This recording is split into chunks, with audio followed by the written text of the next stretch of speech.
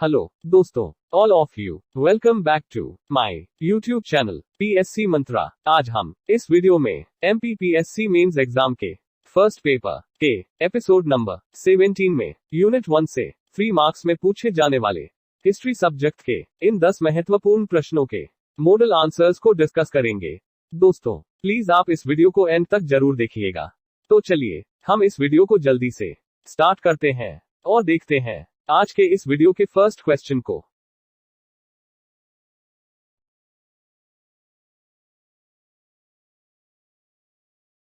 So friends, the question number 1 is संगम शब्द से क्या तात्पर्य है। दोस्तों इस क्वेश्चन का आंसर हम लिखेंगे कि प्राचीन काल में तमिल कवियों के सम्मेलन को संगम कहा जाता था, जिसे राजकीय संरक्षण प्राप्त था। उल्लेख मिलता है कि 9,990 वर्षों में कुल मिलाकर 3 संगम आयोजित किए गए, जिनमें कुल 8,598 कवि शामिल रहे।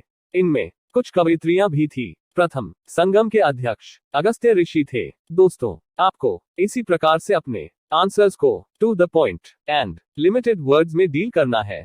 तो चलिए अब हम देखते हैं इसके बाद के नेक्स्ट क्वेश्चन को।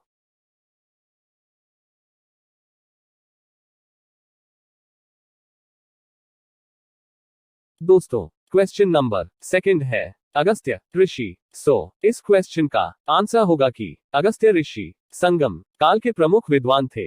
अगस्त्य ऋषि को ही दक्षिण भारत में आर्य संस्कृति के प्रसार का श्रेय दिया जाता है। मदुरै में आयोजित हुए प्रथम संगम की अध्यक्षता अगस्त्य ऋषि ने ही की थी। दोस्तों आपको इस क्वेश्चन का आंसर इसी प्रकार शॉर्ट वे में डील करना है। चलिए अब हम इसके बाद के नेक्स्ट क्वेश्चन को देखते हैं।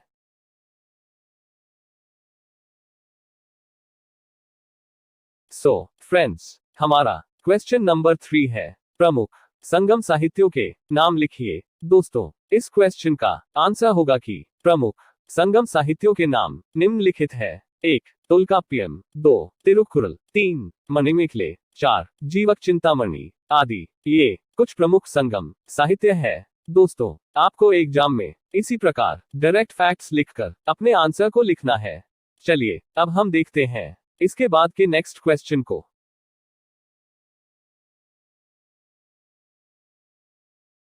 दोस्तों हमारा 4th क्वेश्चन है मेल कनक्कू। इस क्वेश्चन का आंसर होगा कि आख्यानात्मक ग्रंथ मेल कनक्कू 18 मुख्य ग्रंथ कहलाते हैं। इसके अंतर्गत 8 पद्य संकलन और 10 ग्राम्य गीत शामिल हैं। ये साहित्य दक्षिण भारत के परिवेश में ही विकसित हुआ, किंतु इस पर उत्तर भारत का भी सीमित प्रभाव माना जा सकता है। उदाहरण के लिए वर्ण व्यवस्था की चर्चा एवं 8 प्रकार के विवाहों का उल्लेख आदि पर उत्तर भारत का प्रभाव रेखांकित किया जा सकता है। दोस्तों इस तरह से आपको अपने आंसर में जो पूछा जाए उसे डायरेक्ट फैक्ट्स लिखकर कंप्लीट करना है। चलिए अब हम देखते हैं इसके बाद के नेक्स्ट क्वेश्चन को। माय डियर फ्रेंड्स, हमारा क्वेश्चन नंबर 5 है कील कनक्कू। दोस्तों इस क्वेश्चन का आंसर होगा कि उपदेशात्मक ग्रंथ कील कनक्कू 18 लघु ग्रंथ कहलाते हैं। इनमें तिरुकुरल तथा नलदियार ग्रंथ प्रमुख हैं। तिरुवल्लुवर द्वारा रचित तिरुकुरल या कुरल सबसे उत्कृष्ट रचना है। कुरल को तमिल साहित्य का आधार स्तंभ कहा जाता है। दोस्तों एग्जाम में आपको इस क्वेश्चन के आंसर में to the point and short way में फैक्ट्स लिखकर इसे कंप्लीट करना है। Let's we have to see the next question after this.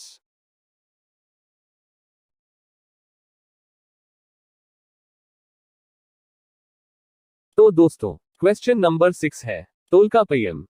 इस क्वेश्चन का आंसर होगा कि सूत्र शैली में रचा गया तमिल भाषा का प्राचीनतम व्याकरण ग्रंथ तोल्काप्पियम द्वितीय संगम का एकमात्र शेष ग्रंथ है। इसको अगस्त्य ऋषि के 12 योग्य शिष्यों में से एक तोल्काप्पिय ने लिखा था। संगम कालीन इस ग्रंथ में 8 प्रकार के विवाहों का उल्लेख मिलता है। इस ग्रंथ में प्रेम विवाह को पंचतिने, एक पक्षीय प्रेम को कैकिने एवं अनुचित प्रेम को पेरुंदिने कहा गया है। दोस्तों इस तरह से आपको सीधे फैक्ट्स लिखकर इस आंसर को सॉल्व करना है। चलिए अब हम देखते हैं इसके बाद के नेक्स्ट क्वेश्चन को।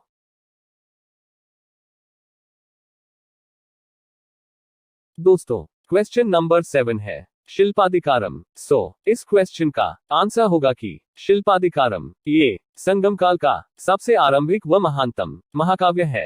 इसे तमिल साहित्य का उज्ज्वलतम रत्न माना जाता है। एक मान्यता के अनुसार इसकी रचना चेर शासक शेंगुट्टवन के भाई इल्लंगो वाडिगल ने की। ये ग्रंथ पुहार के कोलवन नामक व्यापारी की दुखांत कथा है, जो कावेरीपट्टनम की माधवी नामक एक नर्तकी या वेश्या के प्रेम में पड़ जाता है और अपनी धर्मपत्नी कन्नंगी की उपेक्षा करता है, जो अंत में अपने पति की मृत्यु का प्रतिशोध लेती है और देवी बन जाती है। सो इस तरह से आपको इस क्वेश्चन का आंसर शॉर्ट वे में डील करना है। चलिए अब हम इसके बाद के नेक्स्ट क्वेश्चन को देखते हैं।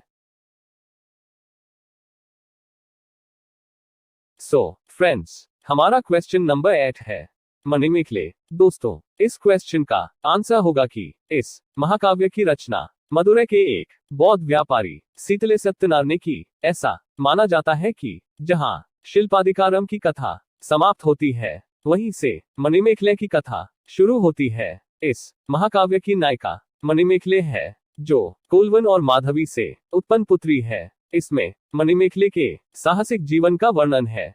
उतार चढ़ाव भरे जीवन के बाद एक समय ऐसा भी आता है जब मणिमेखले बौद्ध भिक्षुनी बन जाती है। दोस्तों, इस तरह से आपको इस क्वेश्चन का ये answer short and simple way में सॉल्व करना है। चलिए दोस्तों, अब हम देखते हैं इसके बाद के क्वेश्चन नंबर 9 को।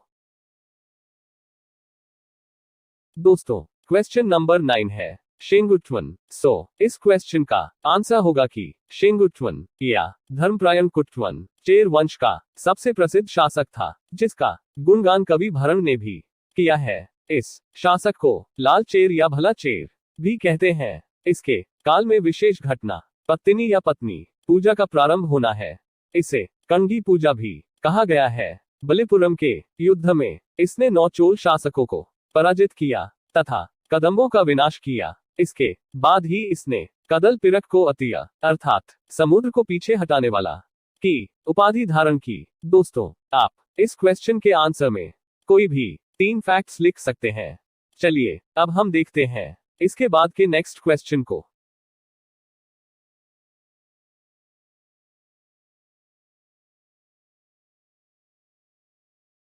दोस्तों, हमारा क्वेश्चन नंबर 10 है तिरुकुरल। इस क्वेश्चन का आंसर होगा कि तिरुकुरल तमिल भाषा में लिखित एक प्राचीन मुक्तक काव्य रचना है। इसके रचयिता तिरुवल्लुवर थे। इसकी रचना का काल ईसा पूर्व 2वीं शताब्दी से लेकर ईसा की 6वीं शताब्दी हो सकती है। इसके सूत्र या पद्य जीवन के हर पहलू को स्पर्श करते हैं। ये नीतिशास्त्र की महान रचना है, जिसमें 7 शब्दों के 1330 छोटे दोहे या कुराल शामिल हैं। दोस्तों, इस प्रकार ये क्वेश्चन का आंसर यहाँ पर बहुत ही शॉर्ट वे में कंप्लीट हो गया है और इसी क्वेश्चन के साथ हमारा आज का ये वीडियो भी यहाँ पर कंप्लीट होता है।